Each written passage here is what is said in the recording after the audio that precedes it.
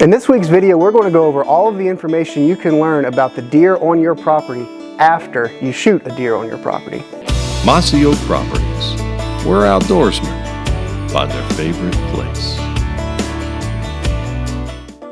So if you're a deer hunter and you hop on the old YouTube, open up the old Facebook, click on the old Instagram, and you're looking to learn about deer and deer hunting, most of the information, rightfully so, you find is going to be about how to shoot deer, how to be a more successful deer hunter. Information that you can apply to your hunting strategy so that when you go into the field you can be more efficient, more effective, and more successful. A lot of information out there you can learn about the animal's biology to be more successful in the field, about its habitat to make you a better hunter. But one thing, and it's what we're going to talk about in this video that doesn't get talked about a lot, but you can still learn about the species, is all the information you can learn after you've been in the field on a successful hunt and have put a tag on a deer. I like all that. That's good. Pretty good. Yeah, exactly right. It doesn't stop after you harvest a buck or doe. I mean, it doesn't stop. We could always learn, and that knowledge will just make you a better hunter, make you a better manager. Right. Yeah. So you have the deer. It's laying there in front of you. Right. What can we learn after that? Right. It really starts for me when I walk up on the deer after I've patted myself on the back and bragged to the world how good Took a selfie with of a hunter I am. It starts for me with field dressing the animal. Yeah. I field dress the deer, whether it's a buck or doe. The first thing I'm looking for is I cut open the stomach contents and see what that deer has been eating. But it's really cool, and I'm always really curious because especially during hunting season, we're out with the intention to shoot a deer, and for me, that's my goal. But whenever I'm in a deer stand and I see a deer, I have a routine. I mean, it's second nature, it's muscle memory. It could be a fawn, 50 yards out in the food plot or in the field or in the woods, binoculars, what's that deer eating? That's what I'm always curious about whenever I see a deer, is what that deer is eating. But food sources, especially during the fall, can be really instrumental to future hunts for you if you can learn what a deer is eating. If you see cracked acorns in a deer's stomach, you can know. And then, I mean, deer, they don't chew like we do. They don't chew their food whole. So you can really distinguish if it's a red oak or a white oak more times than not. Are they eating more woody browse if there are fewer acorns in the woods? Are they eating more greens, food plots, more old field type of cool season forbs if there are limited acorns? You learn what a deer's eating, and if corn, you know corn, beans, especially, depending on where you're at in the country, food sources change, but you can learn what a deer's eating. If you know what a deer's eating, you're going to find deer. Yeah, and then on top of the food value of it, obviously, looking at the stomach content, looking at the body. Like after you got the animal and then skin it. Yeah. Let's talk about that. When you have the deer hanging, looking at all that body fat, it's just some people, it's like a caterpillar. Got the light, dark, light. It's going to be a bad winter. I don't know, But no, looking at the body fat and going back to the stomach contents and the organs and stuff, looking at kidney fat, that tells you the health of that animal. And looking at the body fat, it's not like going to be a bad winter. No, there's just a lot of resources out there for these animals to consume. So therefore, a healthy animal. You're doing your job. Right. That's a good point. Fatty kidneys. That's one thing that I always look for when I field dress a deer, or fatty kidneys, because that's very indicative of that animal's health. And then of course, overall fat on the body. It's always really rewarding, and you feel good as a manager, and you feel good for the remaining animals in the herd if they got a big fat layer of fat, because deer are made for the winter, but it's reassuring the human side of us to know that if you got a fat layer on that deer, that they're going to be warm throughout the winter. Yeah, especially in the early part, when you start seeing that is a great thing for a manager to know that you are doing your part. Mother Nature has to do the rest of it with the acorn production and stuff like that, but you are providing. That's knowledge. Yeah. That is hardcore knowledge. So moving on, what else can we learn from this? Well, we'll continue to dismember the animal after the fact, which sounds barbaric and really graphic, but again, there's so much value in each of these things that we're highlighting.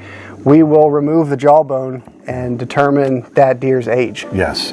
Age obviously is part of quality deer management, and that is a very important piece of the management tool. And that deer is providing you so much, okay? So if you're a seasoned pro, you can, pop the jaw out with a jaw spreader. Right. Okay? And that takes some practice and stuff. And you can take that jaw to a state agency. You could take it to a consultant. And also another thing, there's several companies out there that if you take those incisors, the bottom teeth, and ship them out to them, it's like what they do is they cut it, and it's counting like rings on a tree. They're giving the age, and there's really good companies out there that you can do that to get to a somewhat exact age, because it's not an exact science whether you're taking the jawbone and aging it that way or shipping the lower incisors off. Right. Yeah, it's called cementum annuli, and it's literally exactly what you said. I mean, it's a very specific and exact process to learn the age of that deer. Going off a jawbone, you can get, as you know, you've done hundreds if not thousands, you can get pretty close, but counting the rings just like you would on a tree, you're getting an exact, more precise age. Yeah, more precise, yep. But along with that, taking that knowledge right there, getting the age, and you throw weight on top of that. Yeah. That alone is some great great knowledge as well that can help us. Right, and you take those two together and then you put them in a pot, mix them up, make you some deer management soup.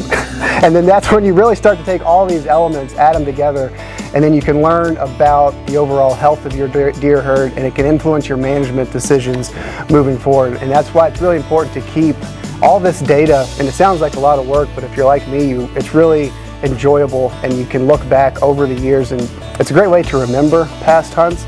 Is the more deer you shoot, they can all run together, and if you keep a journal, keep data, you can remember hunts and the sentimentality side of things as well. It's a really good word. That is a good word. That's a big word. I don't want to try to say it. But as a deer manager, you can learn on top of that as well, and if you shoot however many deer over a certain number of years that are 2.5 years old, and if you see those weights incrementally increase over 5 or 10 years or whatever that time span is, then you know that your habitat work is paying off, and those deer are getting healthy. If you're shooting 2.5-year-old deer and those weights are remaining the same, or heaven forbid they're decreasing, then you need to shoot more deer or create more habitat. So all this information, once you piece it together, it can really influence your management decisions moving forward. Yeah, and all those little steps, it's just little steps. And as managers, as deer hunters, we like to spend lots of money. Right. Yeah. So building a skinning shed, it's a real big Southern tradition type thing, but that's region-wise, it's just a thing. But having a little place, whether it's in your garage, having a weight, a weight so you can weigh the deer, having a place to skin the deer, do all that management stuff, have data, have a clipboard of stuff that check off.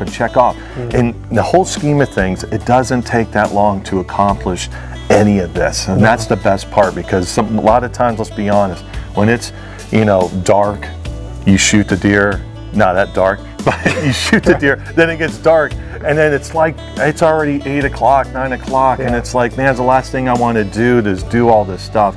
It's an extra half hour, it's an extra 20 minutes, depending how good you are with any of this stuff, but it doesn't take that extra time. It just mentally, it's another step that we don't want to take care of. Your wife's already mad at you, just keep going.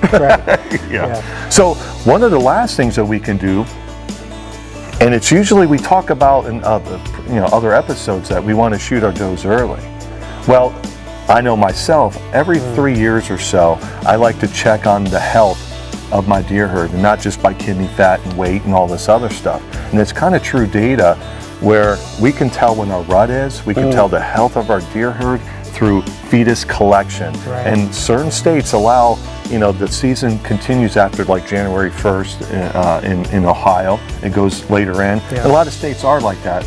And that is fetus collection. Yeah, as you mentioned, there's a lot of science that goes into fetus collection. You can learn a lot of all the elements that we've discussed. This might be the most beneficial, or the one that you can derive the most information from. You can learn when those does are being bred. As a result, over time, once you get a big enough sample size, if does are being bred across a big, long window, then you got too many deer. we want our rut to be as short and tight as possible. So deer are being bred, bucks are breeding does in as tight a window as possible. As a result of knowing when the doe was bred, the following spring we can know when the fawn was born. Yep. So we get a big aerial view of the health of our deer herd, how it's functioning. Yeah, and it's a simple thing. You can buy it through Forestry Supply. You can go online, NDA, National Deer Association.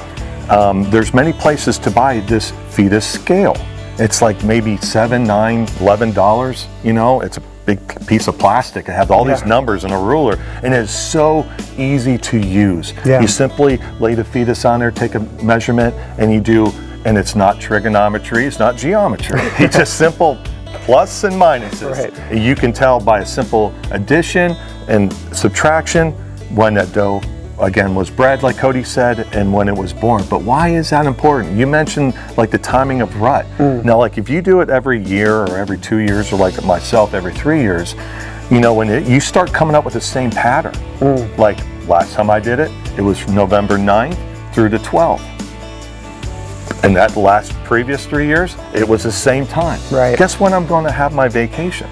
You know, just that alone helps you out with the hunting aspect, of the enjoyable aspect of it. But when you have those does being bred, let's just say you're in the Midwest, that time period, that fawn drop is also important. Reference what? Habitat and predation. Oh, absolutely. Those things right there are very important. When we have those being bred too early, there's not a lot of fawning cover. I mean, it's not a lot of green. They're more exposed. There's so many other reasons. So having that fawn drop is very important knowledge as well. And on the predation side of things, if you have a long, drawn-out rut and you find that the does are being bred not in that tight window, like you said, the majority of yours are, hypothetically speaking, let's say the 9th through the 12th, but over time you collect enough fetuses and you find that does are being bred from the middle of October all the way to January. A tight breeding window, biologically speaking, is done intentionally by the species. It's a flood the market type of strategy the following spring, because there want to be, for the species, as many fawns on the ground as possible at once. That helps combat predation because it's harder for whatever predator you have in the woods, bobcat, bear, coyote, whatever the case may be. If there are more fawns on the property, on the ground at once, it's more likely that the majority of those fawns are going to live. If there's a fawn, only one fawn on the property, on the ground a week, it's going to be very easy for those predators to find the one. More fawns on the ground at once increases fawn recruitment. Yeah, and just simply by having, I can't emphasize, of all the things that we can talk about, this is one of those things that it's so much information. So information overload that it tells you. Yeah. I mean, it doesn't get done because it is disgusting. It is kind of, you know, it's kind of, I understand why people don't want to do it, let's put it that way. Yeah. But just knowing as a manager, like when fawn drop is, because that's important. For sure. But it's just, if you're seeing them early, it tells you like, hey, I need to get the chainsaw out there and provide better quality habitat, even though there isn't green up. Or I'm going to plant more warm season grasses, pollinators, diversify your habitat if you've noticed the trends being that way. And also, you can correct that. Right. Yeah, as we mentioned, there's so much information that we discussed in this video, from collecting jawbones, recording field dress weights, fatty kidneys, evaluating stomach contents when you're field dressing the deer. But fetus collection, I think, is what you can learn the most from in just a singular process. Yeah, and like Cody mentioned, in his state, it kind of ends early, prematurely, you know, to get those fetuses. So how do we collect? If you do live in a state that has that, where can we get this? How can we, achieve our goals? And that is simply by asking your state agency. Maybe every so many years they collect that data. You can ask them what the trend is. You can also contact your wildlife officer in your county, and I know this sounds really stupid, but you can ask them if it's legal to, if you see roadkills, reach out there and do that. Right. You know, you'll get the strange looks as cars drive by, but hey, I'm a manager, I'm a biologist, right? That's what we're doing. So asking permission to do these things, and also asking your state agency if they are currently doing a program to help you out. Yeah. And maybe encourage them to, hey, let's run the season a little bit longer. Right, exactly. Yeah. So with all that being said, there's so much information out there that we can learn after we harvest our animal. And then we talk about, like on social media, hey, I'm a deer manager, I'll do this, but we're only just putting food plots out and shooting big bucks. Yeah. That's not true management, not at all. Doing all this extra steps, and it's not time consuming, it actually is exciting. And once you get past that, we understand, like looking at kidneys and digging around, looking at stomach contents and stuff like that. You know, we've been doing it long enough, we could eat a sandwich and do it, you know, but but you're being, you know, a biologist, you're looking at true data, and it will only help you achieve a healthy deer herd on your property and overall community. Mossy Oak Properties, where outdoorsmen find their favorite place.